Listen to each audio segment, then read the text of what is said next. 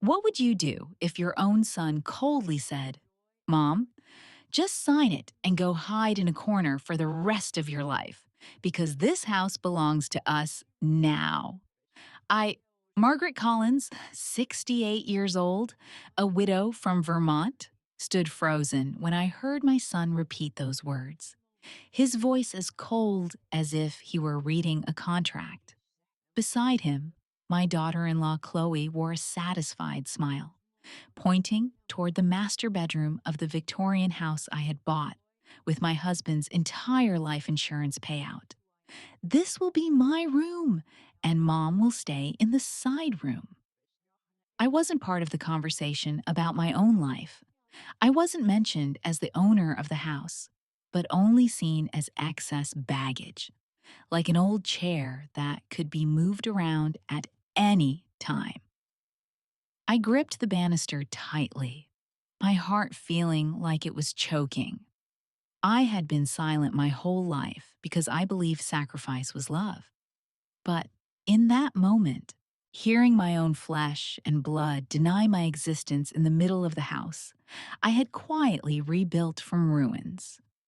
I knew it was time to stand up, and I promised myself, this time, I would no longer be anyone's shadow. My sweet revenge wouldn't come through screaming, but through justice, through locked doors, through paperwork, through truth that no one could deny. My name is Margaret Collins, and for 68 years, I thought being a good mother meant disappearing into the background of my children's lives. I was wrong. I spent 37 years as the head librarian at Montpelier Public Library, organizing other people's stories while letting my own gather dust. When my husband Robert died of a heart attack 2 years ago, I thought the hardest part of my life was over. I thought grief was the deepest pain I'd ever know. I was wrong about that, too. The Victorian house on Maple Avenue had been my secret dream since I was a young bride. Robert and I would walk past it every Sunday after church, and I'd whisper, "Someday, when we're old and rich." We'd laugh because we were never going to be rich. A librarian's salary and a mechanic's wages don't make fairy tales come true. But when Robert's life insurance check arrived, $180,000 after 40 years of faithful premium payments, I saw my chance. I didn't tell Daniel right away. My son had always been practical about money. Even as a child, he'd count his Halloween candy and hide the good pieces, trading the cheap stuff with his friends. When he married Chloe 5 years ago, that practicality turned into something harder, something that made my stomach twist when they'd visit. The house needed work, a lot of work. The previous owners had let it decay for 20 years. Paint peeled like old skin, floorboards sagged, and the beautiful original wallpaper hung in sad, damp strips. But the bones were good, the foundation solid. Like me, I thought. Like me. I spent 6 months quietly renovating. I hired contractors with cash, bought materials myself, learned to strip wallpaper and sand floors. My hands, soft from decades of handling books, grew calloused and strong. Every morning, I'd drive over with my thermos of coffee and work until dark. The neighbors probably thought I was crazy, a 68-year-old widow playing house in a ruin. But it wasn't playing. It was becoming.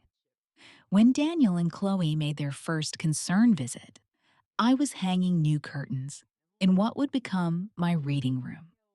I heard their car in the driveway and felt my chest tighten. Through the window, I watched Chloe step carefully around the construction debris. In her designer heels, her face twisted in disgust. "Mom?" Daniel's voice echoed through the empty rooms. "What is all this?" I descended the stairs slowly, noting how they both stepped back when they saw me. Paint in my hair, dust on my clothes, looking more alive than I had in years. I bought a house, I said simply. Chloe's mouth opened and closed like a fish. You bought this place? Margaret, honey, this is a disaster. Look at it. It's mine, I said, and the words felt powerful in my mouth. Daniel's face went through several expressions: surprise, calculation, something that might have been concern but looked more like disappointment. Mom, we need to talk. This is this is a lot. That night, they took me to dinner at the Olive Garden. Chloe ordered a bottle of wine and kept refilling my glass while Daniel leaned forward with his serious conversation face. Mom, we're worried about you, he began. This house, the money you've spent, it's not responsible. It's my money, Daniel. Dad's money, Chloe corrected softly. Dad's life insurance. Money that was meant to take care of you in your old age, not this. She gestured vaguely, as if my dreams were something distasteful on her plate. Money that became mine when he died, I said, my voice steady despite the wine. Daniel reached across the table and covered my hand with his. Mom, you're not thinking clearly. Grief does things to people, makes them make bad decisions. That was the first crack in the foundation, not of my house, but of my illusions about my son. Over the following weeks, their visits became more frequent and more pointed. Chloe would arrive with store-bought cookies and concerned smiles, walking through my beautiful, slowly transforming house like a detective gathering evidence. Margaret, this staircase is so steep. What if you fall? And this kitchen, the counters are too high for someone your age. You'll hurt your back. She'd move things around while she talked, rearranging my carefully placed photographs, adjusting furniture I'd positioned just so. Much better, she'd say, stepping back to admire her changes. More open, less cluttered, but it wasn't less cluttered. It was less me. Daniel would focus on the practical concerns. Mom, the property taxes on this place are going to be enormous. And the maintenance, you can't keep up with a house this size. What if the roof needs replacing? What if the furnace goes out? I'll handle it, I'd say. With what money? You've already spent Dad's insurance. I have my pension, my savings. Your savings won't last forever. You need to think about the future, about what happens when you can't live alone anymore. They had an answer for that too. Brookdale Senior Living, a lovely facility, just 20 minutes away. Chloe had already picked up brochures. Look at this, she'd say, spreading glossy photos across my kitchen table. They have activities, medical care on site, no maintenance worries. And the community? You'd make so many friends. I looked at the smiling faces in the brochures, all of them sitting in chairs arranged in perfect circles, all of them looking grateful to have their choices made for them. I have friends, I said. Margaret, the neighbors you've known for 5 minutes don't count. You need peers, people your own age who understand what you're going through. But they didn't understand what I was going through. I wasn't going through endings. I was going through beginnings. The suggestions became more insistent. Daniel started talking about combining resources, suggesting I add his name to my bank accounts, just in case. Chloe brought along a friend who happened to be a financial advisor, a smooth-talking man in an expensive suit who had very clear ideas about what I should do with my money. Mrs. Collins, at your age, liquidity is key. You want your assets easily accessible, manageable. A house like this, it's what we call house rich, cash poor. You've got all your wealth tied up in something that's actually a liability. I served them tea in my grandmother's china cups and listened politely while they explained how I was too old, too naive, too emotional to make good decisions. They used words like realistic and practical and for your own good. What they meant was give up. The pressure intensified when Chloe discovered I'd been using a house key she didn't know about. I came home from grocery shopping one afternoon to find her standing in my kitchen, holding my spare key with a confused expression. Margaret, where did you get this? Daniel and I only have the front door key you gave us. I had extras made, I said, setting my bags on the counter. But why didn't you tell us? What if there was an emergency? What if something happened to you? And we needed to get in. The next day, Daniel appeared with a locksmith. Mom, we're updating your security. These old locks aren't safe. I watched from my living room window as they changed every lock on my house. Daniel kept the master keys and handed me a single spare, as if I were a guest in my own home. There, Chloe said, testing the new front door lock. Much better. Now we can keep you safe.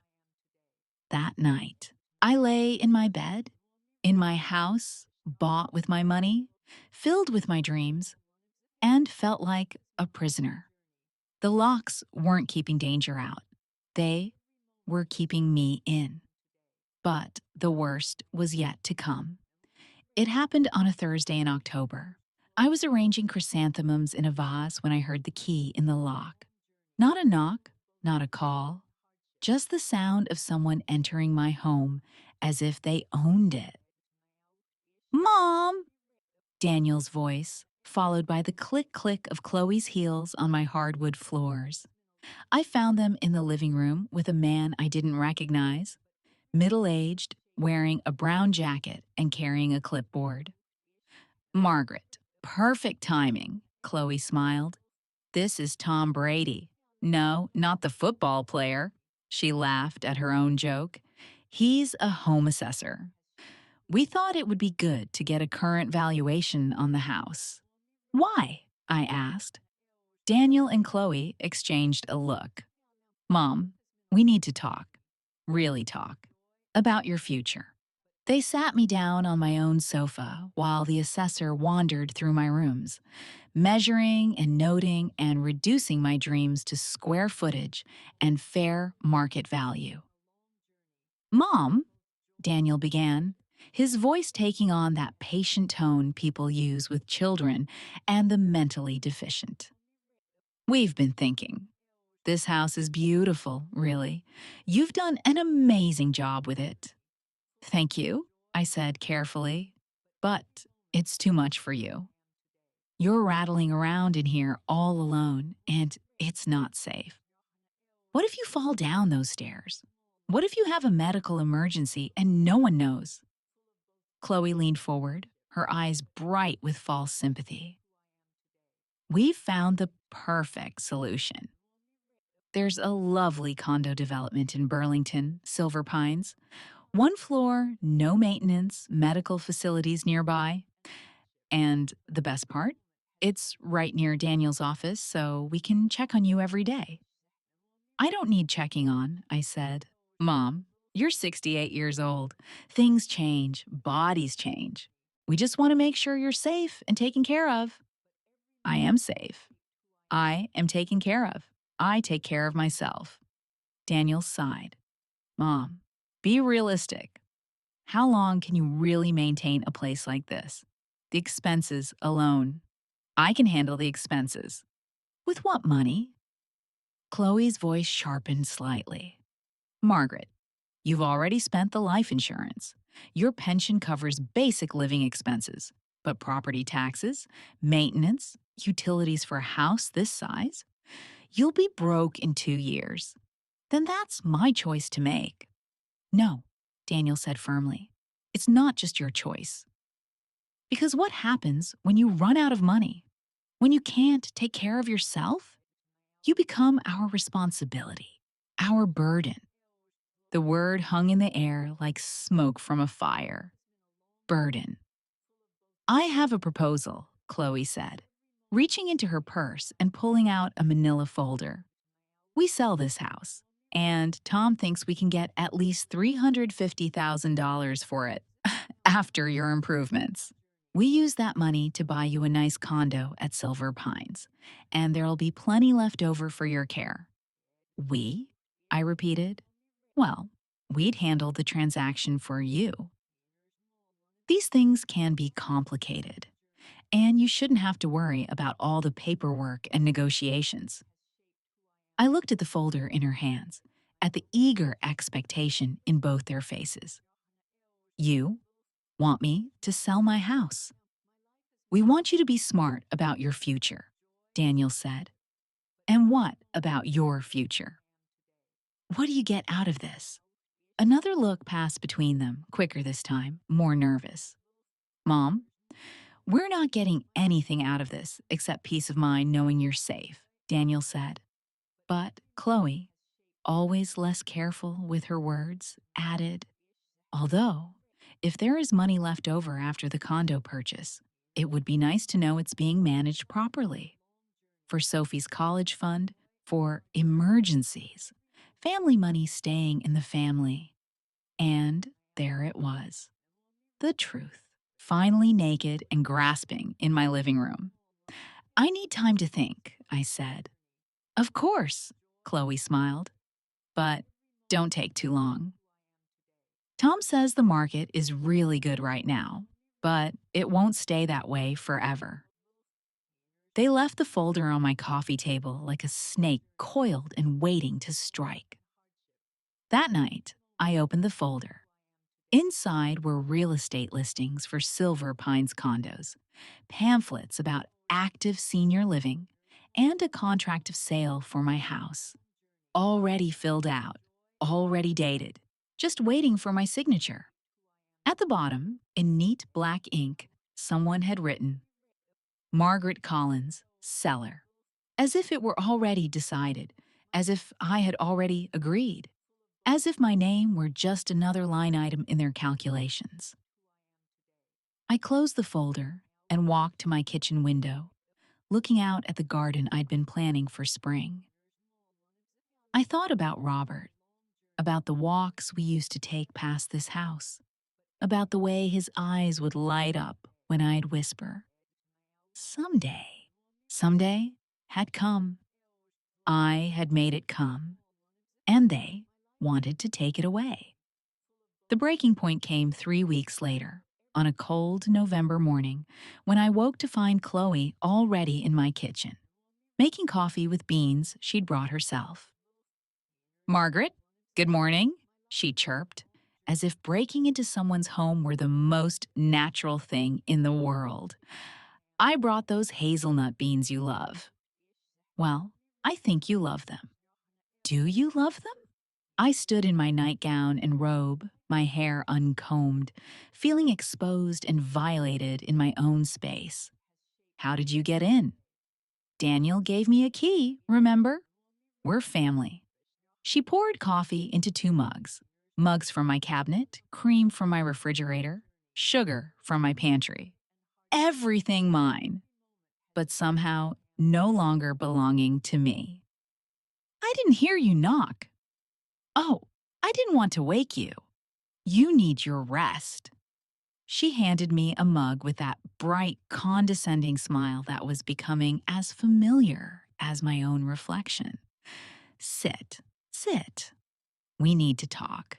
I remained standing. About what? About the house situation. Margaret, it's been 3 weeks since we gave you the paperwork. Daniel and I are starting to worry that you're overthinking things. It's my house, Chloe. I think I have a right to think about it. Of course you do. But sometimes too much thinking leads to bad decisions. And this decision? It's really not that complicated. You sell this place, You move somewhere safe and manageable, and you get to enjoy your golden years without worry. She sat at my kitchen table as if she belonged there, crossing her legs and sipping coffee from my mug. Actually, I have some exciting news. Daniel and I drove by yesterday, and we think we found our dream house. My blood went cold. Your dream house? Yes. It's this gorgeous Victorian on Maple Avenue. Needs some work, but it has such good bones. And the location. Perfect for when we start thinking about expanding our family. I gripped my coffee mug so hard, I thought it might shatter. What Victorian on Maple Avenue? You probably don't know it. It's been empty for years. Total disaster. But someone's been fixing it up recently. Doing a beautiful job, actually. Whoever bought it has wonderful taste. She smiled at me over her coffee cup, and I realized with crystal clarity that she knew exactly which house she was describing. She knew it was mine. This wasn't coincidence or ignorance. This was torture. Anyway, she continued, we're thinking of making an offer. Of course, we'd need help with the down payment. Houses like that don't come cheap. But if your sale goes through quickly, and if there's money left over after you're settled at Silver Pines, you want to buy my house, I said, quietly. We want to buy a house. It just happens to be the one you currently live in. The casual cruelty of it took my breath away. They weren't just asking me to give up my dreams, they were asking me to fund theirs. With my own money, my own sacrifice. And where exactly would I live while you're expanding your family? Oh, Margaret, you'll be so comfortable at Silver Pines. And when we do have children, you'll be the most wonderful grandmother. You can babysit, help with childcare. It'll give you purpose again. Purpose, as if my purpose were to disappear into the service of others, to exist only in relation to their needs. I need you to leave, I said. What? I need you to leave my house. Now. Chloe's smile faltered for the first time. Margaret, I don't think you're being reasonable. Get out! The words erupted from somewhere deep in my chest, somewhere I'd kept locked away for 68 years. Chloe actually jumped, coffee sloshing from her mug onto my clean table. Margaret, calm down. There's no need to shout. There's every need to shout. This is my house. Myhouse. And you are not welcome here anymore. I walked to the front door and held it open, my hand shaking with rage and something else. Something that felt almost like relief. Chloe gathered her purse and coat, her face flushed with embarrassment and anger. You're making a mistake, Margaret. A big mistake. Daniel isn't going to be happy about this. Then Daniel can call me and tell me that himself. She paused at the door, her mask finally slipping completely. You can't fight this forever, you know? You're an old woman living alone in a house you can't afford. Reality doesn't care about your feelings. Neither do you, I said, and closed the door in her face. I stood in my hallway, back pressed against the door, heart pounding like I'd just run a marathon. For 68 years, I had been polite, accommodating, understanding. I had swallowed my words and my needs and my dreams to keep peace, to be good, to be what everyone else needed me to be. And it had nearly killed me. But standing there in my beautiful foyer, surrounded by walls I had painted and floors I had refinished and dreams I had built with my own hands, I felt something I hadn't felt since Robert died. I felt powerful. That afternoon, I did something I should have done weeks ago. I called Lauren Jacobs, the estate attorney who had handled Robert's will. Her office was in downtown Montpelier, in a brick building that smelled like coffee and old paper. "Margaret," she said, rising from behind her desk to shake my hand. I was so sorry to hear about Robert. "How are you holding up?" "I'm discovering things about myself," I said, "and I need help protecting those discoveries." I told her everything: the house purchase, the pressure to sell, the forged documents, the keys, the assessor, Chloe's confession about their dream house. When I finished, Lauren was quiet for a long moment, tapping her pen against her legal pad. "Margaret," she said finally, "what you're describing sounds like financial elder abuse. Is that a real thing?" "Very real. And very common. Family members who try to manipulate older relatives into giving up assets, who use emotional manipulation and isolation tactics to gain control." She leaned forward. "You said they changed your locks?" "Yes, and gave me only one key, to your own house. That you own outright." "Yes." "Margaret, that's not legal. Even if you had given them permission, which you didn't, they can't restrict your access to your own property." I felt validation wash over me like warm water. For weeks, I'd been questioning my own sanity, wondering if I really was being unreasonable, if they really did know better than I did about my own life. "What can I do?" I asked. "Several things. First, we're going to establish a living trust with you as the sole trustee. This will protect your assets and make it very clear who has control over your finances. Second, we're going to document everything that's happened so far. Every conversation, every incident, every time they've accessed your property without permission." She pulled out a fresh legal pad. "And third, we're going to make sure they understand that any further attempts to coerce you into selling your property will result in legal action." "Can you do that?" "Margaret, I can do much more than that. But I need you to be sure this is what you want. Once we start this process, there's no going back to the way things were." I thought about Chloe sitting in my kitchen that morning, drinking coffee from my mugs while planning to steal my house. I thought about Daniel treating me like a confused child who couldn't be trusted with her own decisions. I thought about the folder they'd left on my coffee table, with my name already written in as the seller. "The way things were wasn't working for me," I said. "I want to move forward." Lauren smiled.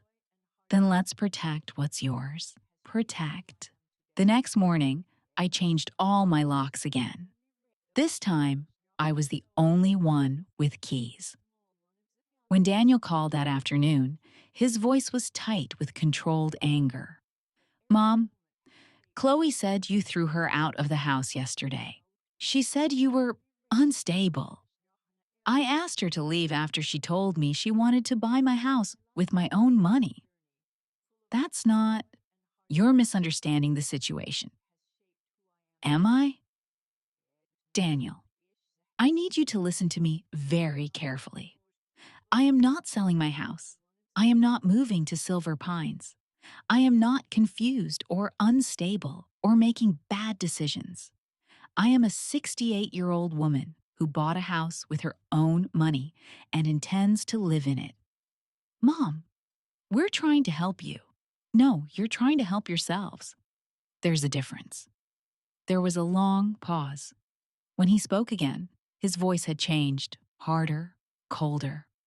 "Mom, I really hope you reconsider. Because if you don't, if you keep being stubborn about this, you might find yourself very alone." "Is that a threat, Daniel?" "It's reality. Chloe and I won't be able to support this fantasy much longer. And when it all falls apart, when you can't pay your bills, when you get hurt, when you need help. Don't expect us to come running." "I wouldn't dream of it," I said, and hung up. That night, I sat in my reading room with a cup of tea and a legal pad, writing down everything I could remember. Every conversation, every manipulation, every moment when they had made me feel small and stupid and grateful for their attention. The list was longer than I expected. For 3 days, my phone rang constantly. Daniel, Chloe, sometimes both of them on speaker. The messages they left ranged from pleading to angry to threatening. They were sorry for the misunderstanding. They just wanted what was best for me. I was being selfish and short sighted. I would regret this. I was tearing the family apart. I didn't answer. I didn't call back. I didn't engage. On the fourth day, they came in person. I was in my garden, planning where to plant tulip bulbs in the spring, when I heard the car in my driveway. Through the window, I saw Daniel's BMW and both of them getting out. Chloe was carrying what looked like a gift bag. I didn't answer the door when they knocked. "Mom!" Daniel's voice muffled through the wood. "Mom, we know you're in there. Your car is here." More knocking, more calling. Then Chloe's voice sweeter, more coaxing. "Margaret, we brought Sophie's Halloween pictures. She dressed as a librarian, just like you. She wanted you to see them, using my granddaughter as bait." The cruelty of it was breathtaking. I stayed in my reading room, curtains drawn, and waited. After 20 minutes, they gave up and left. But they came back the next day, and the day after that. On the third visit, Daniel tried his key in the front door. I heard the jiggling, the frustration, the realization that the locks had been changed again. "Mom!" he called, and this time his voice was angry. "Open this door right now. We need to talk." I stayed silent. "I know you're in there, and this is ridiculous. You're acting like a child." Still silent. "Fine," Chloe's voice sharp with fury. "But this isn't over, Margaret. You can't hide in there forever." That evening, Lauren Jacobs called me with an update. "Margaret, I've finished preparing the living trust documents. You're established as the sole trustee, with complete control over all your assets. I've also prepared a cease and desist letter regarding their harassment." What does that mean? It means they are legally prohibited from contacting you, entering your property, or attempting to influence your financial decisions. If they violate the order, you can call the police. Can you really do that? Margaret, you're not just a sweet old lady who should be grateful for her family's attention.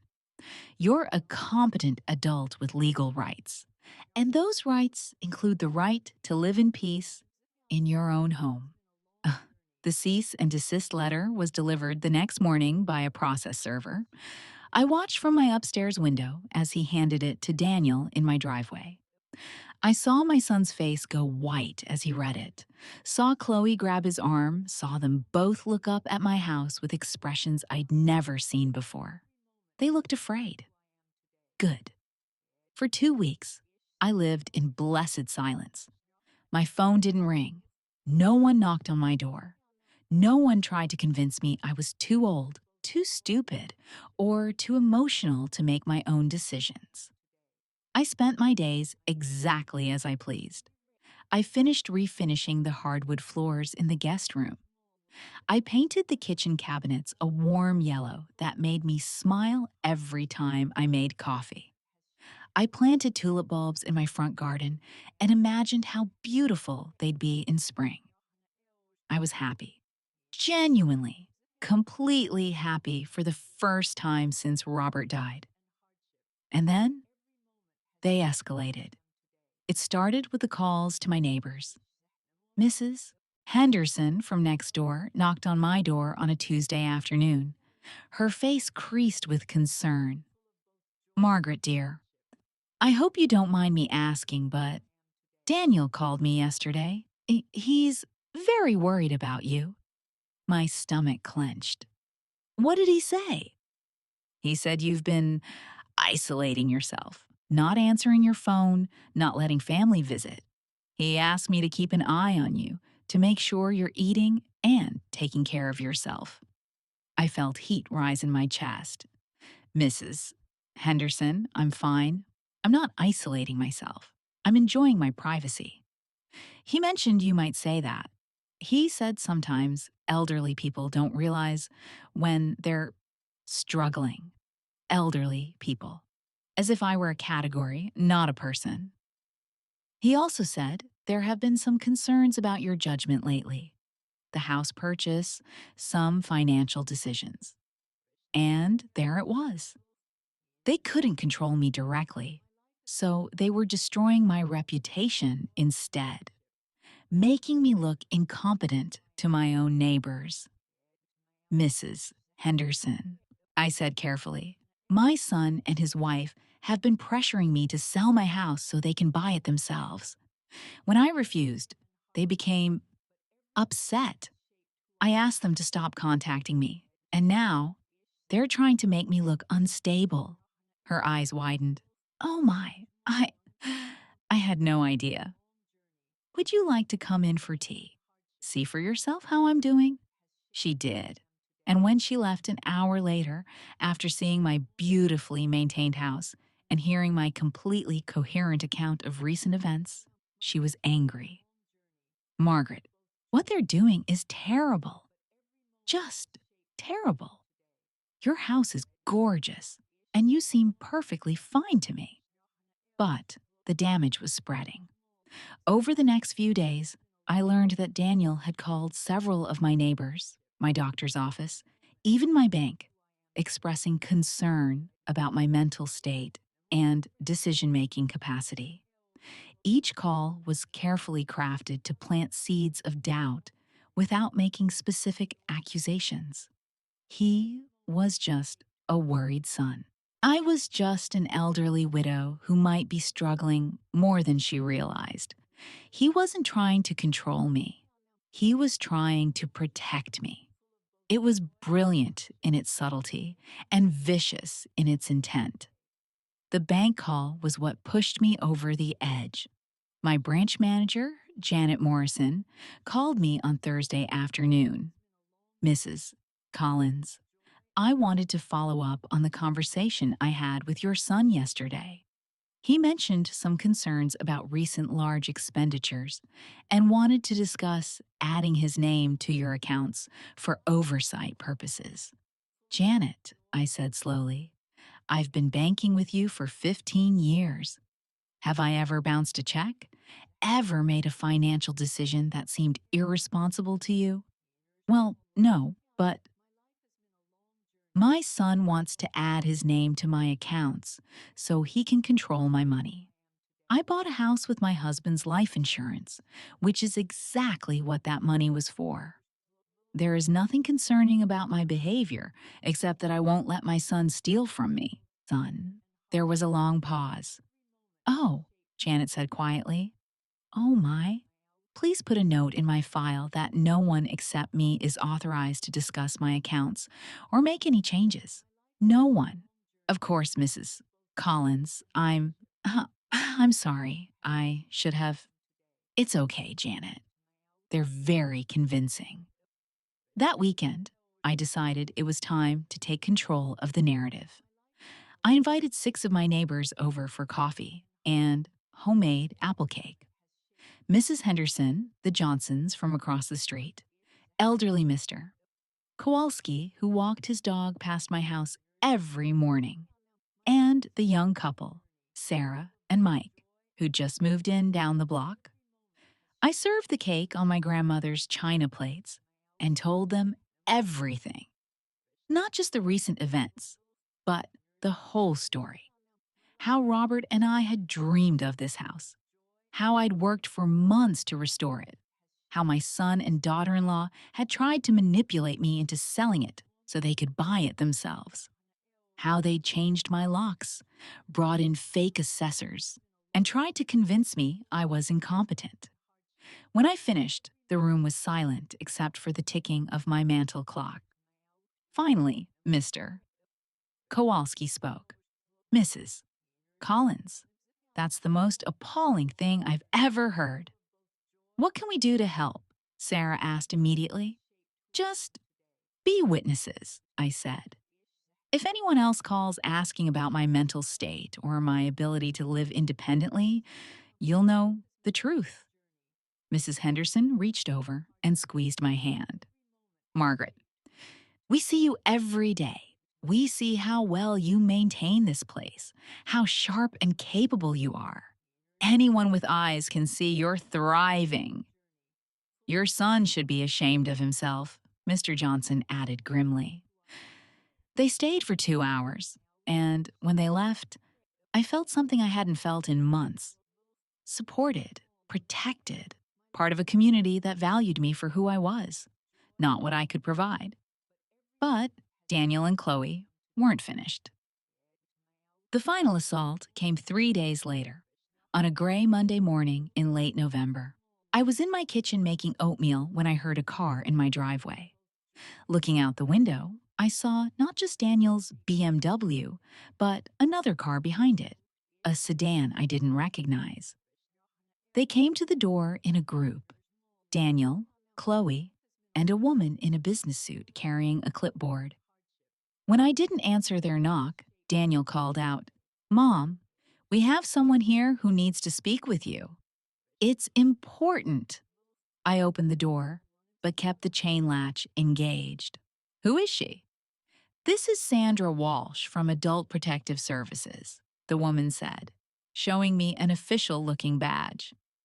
"I've received reports of concern about your welfare, Mrs. Collins. I need to conduct a wellness check." My heart started pounding. Adult Protective Services. They'd called in the authorities. "What kind of reports?" I asked. Daniel stepped forward. "Mom, people are worried about you. You've cut off contact with family. You're not answering your phone. You've made some concerning financial decisions. I'm concerned about potential elder abuse or financial exploitation," Sandra Walsh said. "May I come in and speak with you privately?" I looked at their faces. Daniel's false concern, Chloe's barely contained smugness, Sandra's professional determination. They thought they had me cornered. They thought this was checkmate. "Of course," I said. "But they stay outside." I unlatched the chain and let Sandra Walsh into my house. She stepped into my beautiful foyer, and I saw her take in the gleaming hardwood floors, the fresh paint, the carefully arranged furniture. "Mrs. Collins, I understand you recently purchased this home?" "Yes, with my late husband's life insurance money." "And your family has expressed concerns about this purchase?" "My family wanted me to sell this house so they could buy it themselves." Her eyebrows rose slightly. "I see. May I look around?" "Please do." She spent 20 minutes walking through my house, making notes on her clipboard. She checked my refrigerator, well stocked, my medicine cabinet, organized, my bedroom, clean and comfortable. She asked about my daily routine, my social connections, my finances. Every answer I gave was clear, rational, and well-reasoned. When she finished, she sat with me at my kitchen table. "Mrs. Collins, I have to ask, have you been threatened or coerced by anyone regarding your living situation or finances?" "Yes," I said simply, "by my son and daughter-in-law." I told her everything. I showed her the folder with the pre-filled sales contract. I described the lock changes, the fake financial advisor, the pressure campaign. I showed her the cease and desist letter Lauren Jacobs had sent. When I finished, Sandra Walsh was quiet for a long moment.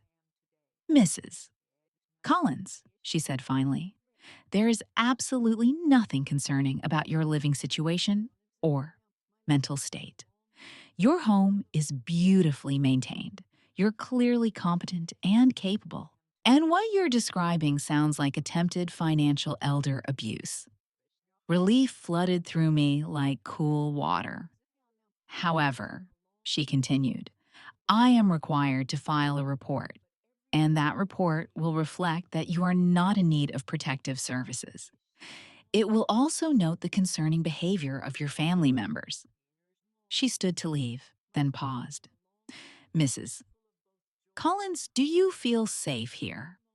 I do now, I said. When Sandra Walsh left, Daniel and Chloe were waiting by their cars. I watched from my window as she spoke to them, saw their expressions change from confident to confused to horrified as she explained her findings. They drove away without trying to speak to me. That evening, Lauren Jacobs called with news. Margaret, I've been contacted by Adult Protective Services. Miss Walsh wanted me to know that her investigation found no cause for concern, but she did want to discuss some of the allegations you made about your family's behavior. What did you tell her? I told her you've been the victim of an attempted financial exploitation scheme, and that we've already taken legal steps to protect you. She's filing a report that should prevent any future false reports from your family. So this is over? This phase is over. But, Margaret, I want you to be prepared. Some people don't take no for an answer, especially when there's money involved. They may try other approaches. She was right. 2 weeks later, I was coming home from grocery shopping when I saw a familiar figure on my front porch. Not Daniel or Chloe this time, but someone I hadn't seen in months. Sophie, my 8-year-old granddaughter. She was sitting on my porch steps in her pink winter coat, looking small and cold and confused. Grandma Margaret, she said when she saw me, why won't you answer the door anymore? Daddy said, you might be sick. My heart broke and mended and broke again, all in the space of a single breath. Sophie, sweetheart, what are you doing here? Where are your parents? Daddy dropped me off. He said to tell you he hopes you'll listen to me since you won't listen to him. I looked around and saw Daniel's car parked across the street. Him sitting inside, watching, using his 8-year-old daughter as a weapon. Come inside, honey, I said. Let's get you warm. I made Sophie hot chocolate and listened while she told me how confused she was about why I didn't come to family dinners anymore, why I didn't answer when Mommy called, why Daddy seemed sad all the time. Are you mad at us, Grandma Margaret? Oh, sweetheart, I'm not mad at you. I could never be mad at you. But you're mad at Daddy? I chose my words carefully. Sometimes adults disagree about things. It doesn't mean anyone is bad, but sometimes it means they need some space from each other. Daddy says you're sick, and it makes you say mean things. Sophie, do I seem sick to you? She looked around my kitchen, at the cookies cooling on the counter, at the cheerful yellow cabinets, at me sitting across from her in my favorite sweater. No, she said slowly. You seem like regular Grandma Margaret? That's because I am. We talked for an hour. I told her about the house, about how Grandpa Robert and I used to walk past it and dream. I showed her the photo albums I'd made of the renovation work. I let her help me water my houseplants. When Daniel finally came to the door, Sophie ran to answer it. Daddy, Grandma Margaret isn't sick at all. She made me cookies and showed me pictures, and her house is really pretty. Daniel's face went through several expressions as he realized his plan had backfired completely. Sophie, go wait in the car, he said, quietly. When she was out of earshot, he looked at me with something that might have been desperation.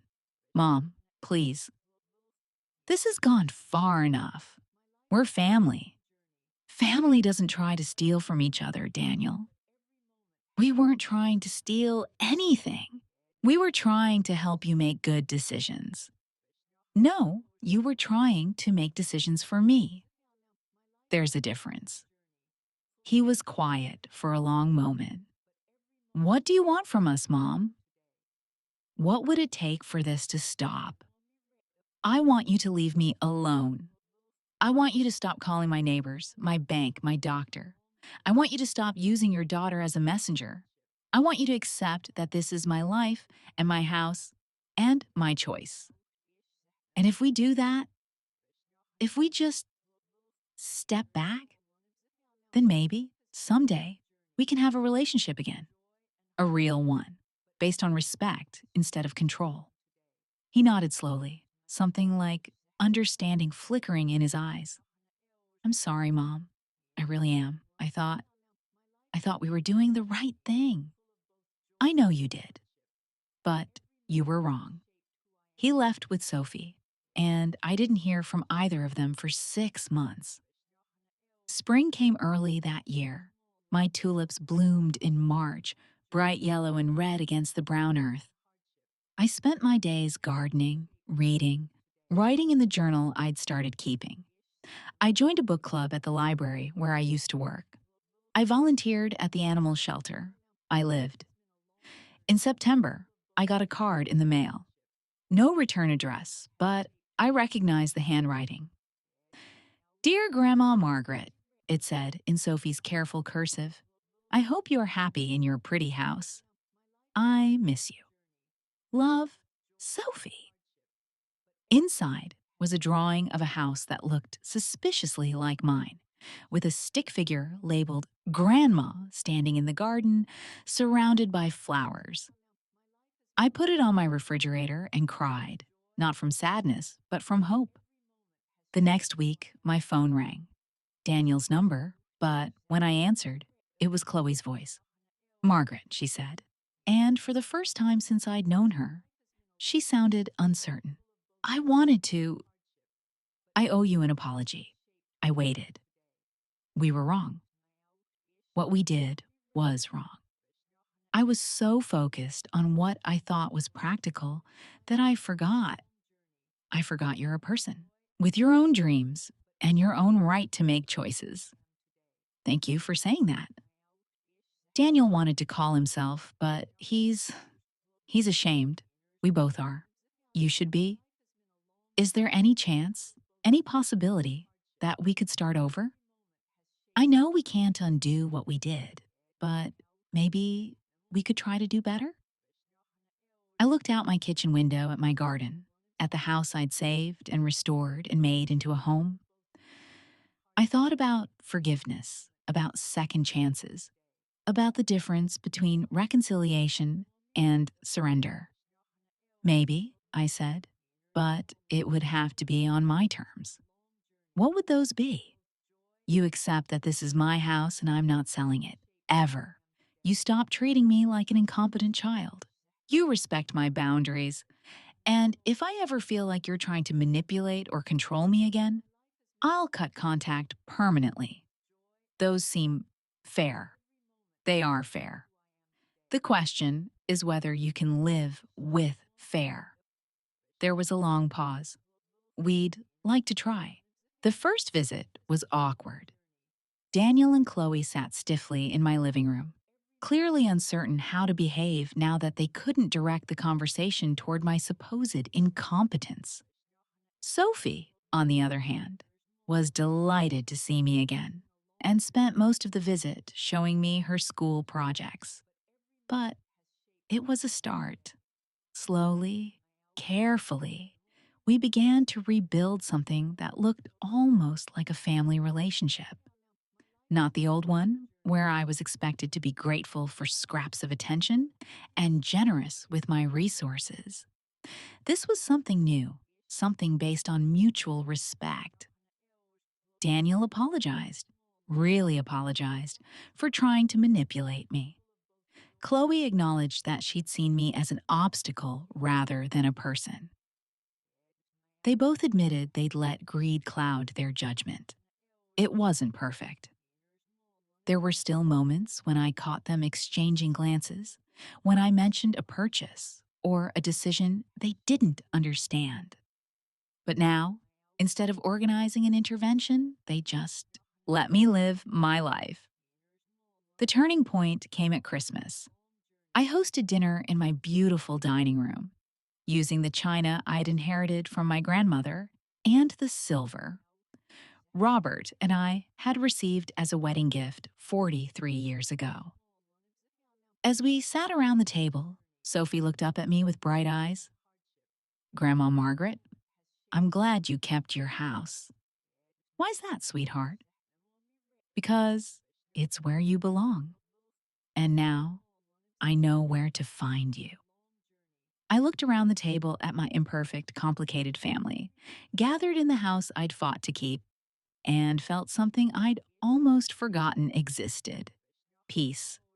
Not the peace of surrender, but the peace of victory, the peace of standing your ground and winning. I'm writing this in my reading room on a snowy December afternoon, 3 years after the day I thought I might lose everything. The light is soft and golden, streaming through the windows I washed myself just last week. My tulip bulbs are sleeping under the snow in my front garden, waiting for spring. Tomorrow is my 71st birthday, and Sophie is coming over to help me bake a cake. Daniel and Chloe are invited too, but on my terms, in my house, at my table. They learned something important during our long estrangement. I didn't need them. I wanted them in my life, but I didn't need them to survive, to be happy, to make good decisions. That changed everything. When you stop needing someone's approval, they stop being able to control you. When you stop being afraid of being alone, you stop tolerating treatment that makes you feel lonely. When you stop believing that keeping the peace is more important than keeping your dignity, you discover what you're really made of. I am made of stronger stuff than I ever imagined.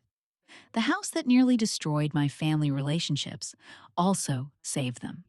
Not by giving in, but by standing firm. Not by being accommodating, but by being immovable. I learned that love without respect is just manipulation with better marketing.